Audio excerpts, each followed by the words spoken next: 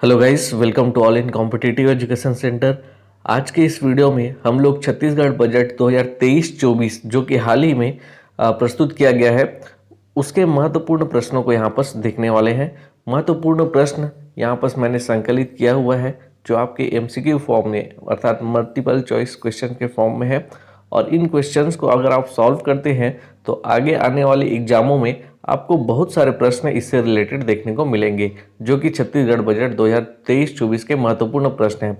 तो वीडियो को पूरा अंत तक बने रहिएगा, और वीडियो अगर अच्छा लगता है तो लाइक और शेयर जरूर करिएगा। चलिए वीडियो स्टार्ट करते हैं। और देखिए यहाँ पर पहला प्रश्न दिया गया है, छत्तीसगढ़ बजट 2023-24 किसके द्वारा प्रस्तुत किया गया है। पहला ऑप्शन दिया हुआ है विश्वभूषण हरिचंदन, दूसरा है रविंद्र चौबे, तीसरा भूपेश बघेल और DSC देव जी। आप सभी को पता होगा कि जो हमारे मुख्यमंत्री हैं भूपेश बघेल जी, वो हमारे वित्त मंत्री भी हैं। तो जो बजट प्रस्तुत किया जाता है वो वित्त मंत्री के द्वारा ही किया जाता है, और हमारे भूपेश बघेल जी वित्त मंत्री भी हैं। इस कारण आपको यहाँ पर याद रखना है कि वित्त मंत्री भूपेश बघेल और जो कि हमारे मुख्यमंत्री भी हैं उनके द्वारा 2023-24 का बजट प्रस्तुत किया गया, और यह 6 मार्च 2022 को प्रस्तुत किया गया है। ये याद रखिएगा। इसके साथ ही ये भी याद रखिएगा कि यहाँ पर जो ऑप्शन दिया हुआ है, ऑप्शन फर्स्ट विश्वभूषण हरिचंदन जी, ये अब हमारे छत्तीसगढ़ के नए राज्यपाल बन चुके हैं। ये कौन से क्रम के राज्यपाल बने हैं, आप हमें कमेंट बॉक्स में इसका आंसर बताइएगा। चलिए बढ़ते हैं नेक्स्ट क्वेश्चन की ओर। दूसरा क्वेश्चन है यहाँ पर, शिक्षित बेरोजगारों को बेरोजगारी भत्ता देने के संबंध में असत्य कथन है। यहाँ पर असत्य है, ठीक है, आपको यहाँ पर फोकस करना है। जहाँ पर भी ऐसा सत्य असत्य वाला प्रश्न पूछा जाता है तो असत्य कथन आपको बताना है। पहला ऑप्शन दिया हुआ है, रोजगार कार्यालय में पंजीकृत 12वीं पास युवा इसके लिए पात्र होंगे। बिल्कुल यह सत्य कथन है कि जो 12वीं पास युवा है वो इसके लिए पात्र होंगे, और उनका जो पंजीयन है रोजगार कार्यालय में होना चाहिए। दूसरा, उनके परिवार की वार्षिक आय 2,50,000 से कम होनी चाहिए। यानी अगर वह किसी संयुक्त परिवार में रह रहा है तो उस परिवार में जो मुखिया है उनकी वार्षिक आय 2,50,000 से कम होनी चाहिए।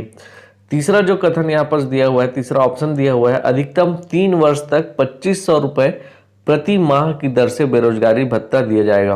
तो देखिए यही असत्य कथन है। यहाँ पर आप देखेंगे तो जो 2,500 रुपये प्रति माह की दर से बेरोजगारी भत्ता दी जाने की बात की गई है ये तो सही है, लेकिन अधिकतम यहाँ पर 3 वर्ष नहीं बल्कि 2 वर्ष तक यहाँ पर जो बेरोजगारी भत्ता है वो दिया जाएगा। तो ये कथन असत्य हो जाएगा। ऑप्शन सी इसका करेक्ट है, आंसर है। लेकिन हम आगे ऑप्शन एक और दिया है उसको देखते हैं। बजट में इसके लिए 250 करोड़ का प्रावधान रखा गया है। ये बिल्कुल सत्य कथन है। बजट में इसके लिए 250 करोड़ का प्रावधान रखा गया है 2023-24 के बजट में। चलिए बढ़ते हैं नेक्स्ट क्वेश्चन की ओर। छत्तीसगढ़ बजट 2023-24 के संबंध में सत्य कथन है। अब यहाँ पर आपको सत्य कथन बताना है। बजट ब्रीफ केस के फ्रंट साइड में छत्तीसगढ़ महतारी का भित्ति चित्र बनाया गया है, ठीक है। ये कथन बिल्कुल सही है। भित्ति चित्र का यहाँ पर बनाया गया है छत्तीसगढ़ महतारी का, इसके फ्रंट साइड में बनाया गया है। ब्रीफ केस के दूसरी तरफ माँ कामधेनु का चित्र अंकित है, यानी एक कामधेनु का चित्र अंकित है जो अपने बछड़े को दूध पिला रही है। ये भी बिल्कुल सही है। तीसरा, उपरोक्त भित्ति चित्र गौठानों में निर्मित गोबर पेंट से बनाया गया, ठीक है। ये भी बिल्कुल सही है। इसमें जो पेंटिंग की गई है वो गौठानों में निर्मित है, और यह बिल्कुल गोबर पेंट से बनाया गया है, ठीक है, जो बहुत सारे केमिकल कंपोजिशन का भी मिश्रण होता है गोबर के साथ साथ। तो यहाँ पर आप देख पा रहे होंगे कि ऑप्शन 1, 2 और 3 यानी कथन 1, 2, 3 दोनों सही है। तो इसके अकॉर्डिंग आपका जो सही आंसर हो जाएगा उपरोक्त सभी हो जाएगा, जो कि यहाँ पर आपको इस ऑप्शन में भी देखने को मिल रहा है 1, 2, 3। लेकिन यहाँ पर उपरोक्त सभी को हम लोग यहाँ पर करेक्ट मान लेते हैं क्योंकि दोनों ऑप्शन ही एक ही टाइप हो गया है। नेक्स्ट क्वेश्चन है, मुख्यमंत्री कन्या विवाह योजना के संबंध में सत्य कथन है। पहला, इसके अंतर्गत दी जाने वाली सहायता राशि को 25,000 से बढ़ाकर 50,000 कर दिया गया है। दूसरा, बजट 2023-24 में इसके लिए 38 करोड़ का प्रावधान किया गया है।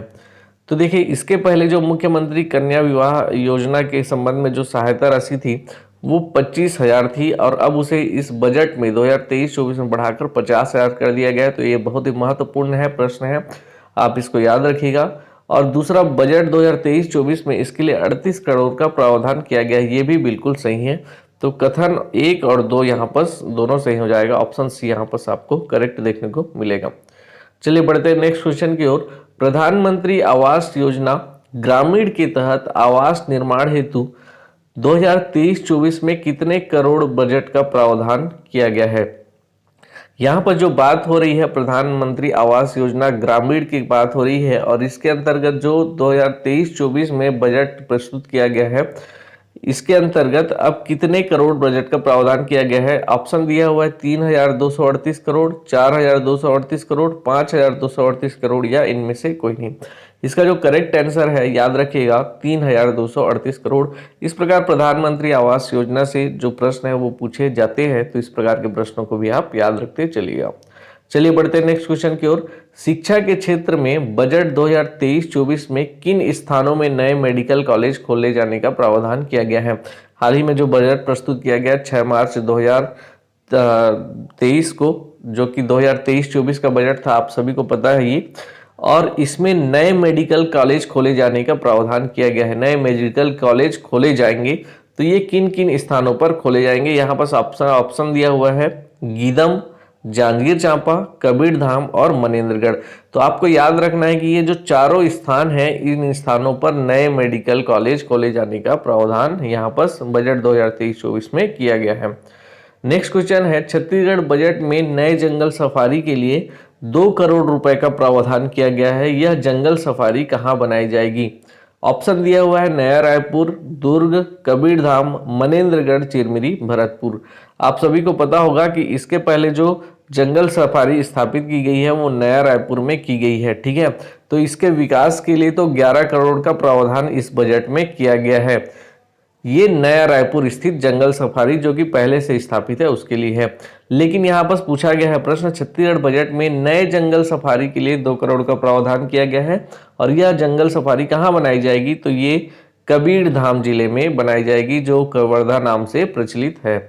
चलिए नेक्स्ट क्वेश्चन की ओर बढ़ते हैं। बजट 2023-24 के संबंध में असत्य कथन को बताना है। यहाँ पर आपको सत्य कथन नहीं बताना है, बल्कि असत्य कथन को बताना है। पहला ऑप्शन दिया हुआ है आंगनबाड़ी कार्यकर्ता की मासिक मानदेय राशि को 6,500 से बढ़ाकर 10,000 कर दिया गया है। यानी बजट 2023-24 में राशि बढ़ोतरी की गई है आंगनबाड़ी कार्यकर्ता के में, तो ये 6,500 से 10,000 कर दिया गया है। ये बिल्कुल सत्य कथन है।